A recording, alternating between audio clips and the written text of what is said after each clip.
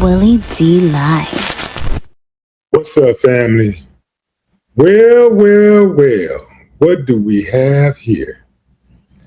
A Nolan Wells family member who says that she is the woman who went to retrieve his cell phone on behalf of his mother and father.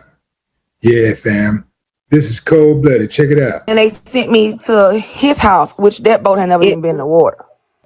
Wyatt did. I never even really talked to Warren. The whole time I was in the house, I spoke with Wyatt. Wyatt is the one who had the phone that supposedly was in his truck or whoever. But Wyatt is who I talked to. I never talked to Warren. I'm not sure why Warren is doing that. But I turned the camera around directly on Wyatt and told my sister. Outside somewhere. They said it was in the truck. I'm not sure where it was at. It took them at least 15 minutes to bring me the phone. By this time, the boys will start, because Wyatt started getting jazzy at the mouth. So my son, Jalen, was like, hey, you better watch your tone. Like, don't get smart, my mama. Right. Because we trying to see what Nolan, because we trying to figure out why y'all seen y'all ass up here chilling and Nolan missing.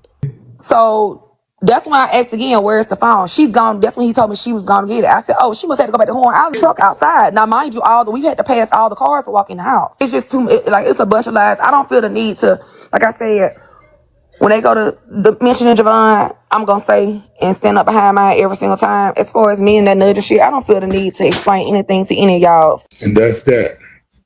This is the woman who allegedly went to retrieve the phone. Now, I'm not sure who wrote this, but in the same post that I saw on TikTok, somebody who identifies as Ali B. Now, this person don't have a picture.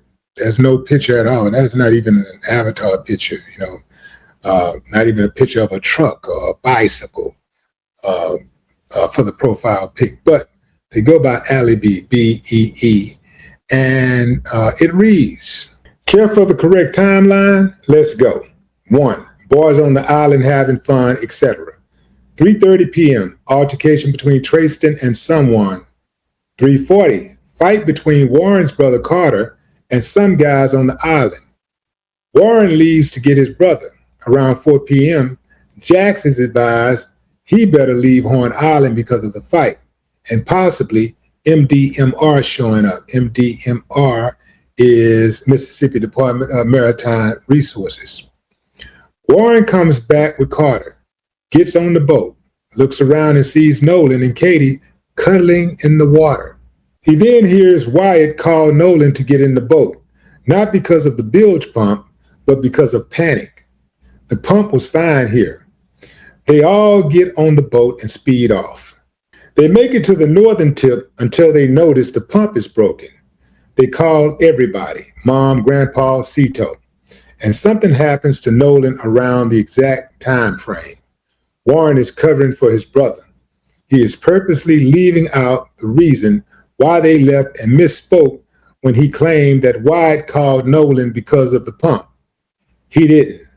Wyatt called Nolan because they were in a hurry to leave before MDMR shows up. So make of that what you may, fam. This is a lot of people. There's a lot of people who are commenting on this case, and people are leaving all types of statements online. It's really hard to decipher what to believe. But one thing about it is, Nolan was murdered. There ain't no way around it, fam. There's no way around it. If he had drowned, the evidence would have supported it very early on. It would have been really simple. He drowned. But according to the people who lives in that area, they say it would be almost impossible to drown in that shallow water. And then especially when you consider how great of a swimmer Nolan was. Then when you consider how nobody saw him go into the water, with all of those hundreds of people on the island, nobody saw him go into the water. Nobody saw him slip, bust his head, fall overboard. Nobody saw him choke him. I saw him getting choked. Nobody saw him getting punched, kicked. Nah, fam. Something's going on here. Something's going on. We're going to get to the bottom of it. One way or the other. Yeah. The youngsters who were involved, I think they thought that this was going to be a textbook murder and they were going to be able to get away with it. They thought there would be no pressure. Next thing you know, pressure knocks at the door. And it don't even wait for you to allow them to come in. It pushes its way through the door and demands justice. Nolan Wells was murdered. When somebody gets murdered in the good old United States of America, we, the American people, expect consequences. Yeah, there you go. We, the American people, expect consequences. 100%. We expect consequences. We expect somebody to pay. We expect the family to get justice.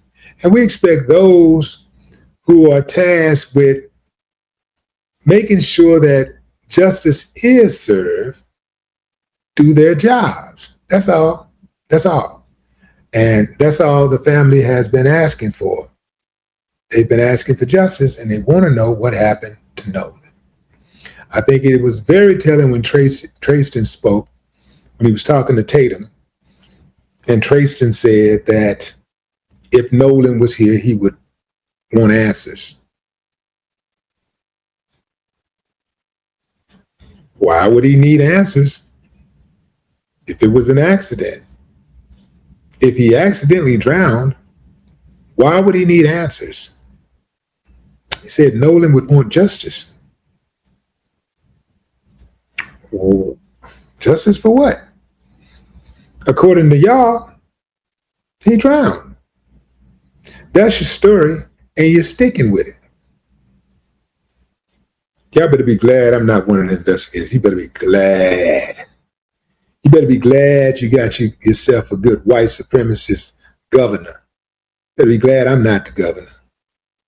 Ooh-wee, man, I'd use all my powers to bring. I'd cut all that uncivilized mud activity out. Day one, I would set a mandate. Okay, we about to start doing some real investigative work. We're about to really start working for the people, all people. Because I'm going to tell you something. White supremacy not only hurts black people and other brown people, but it also hurt white folks. Yeah. Even the ones who are not involved in like actively, practicing their white supremacy, right? Even the ones who think that they can just be silent, and silent is complicit. You know what I'm saying? Silence is complicity. So for the ones who are just tired of hearing about stuff like that, it hurts y'all. Because if these uncivilized mutts are not out here uncivilizing, then you don't have to hear my voice in regards to these type of matters.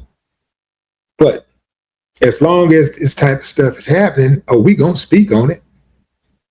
Y'all want us to be silent so y'all can be comfortable. It don't work like that. Who you should be, what I find it funny that people who take exception to the people who are in support of justice being pursued in this Nolan Wells case and somebody going to jail, I find it interesting how they have so much angst for people who are in support of Nolan Wells, but they don't have they don't have zero for the people who might be involved with his death. It is extremely revealing when somebody attacks the innocent parents of a deceased child because they don't like the idea of them asking questions and making the residents of the community uncomfortable.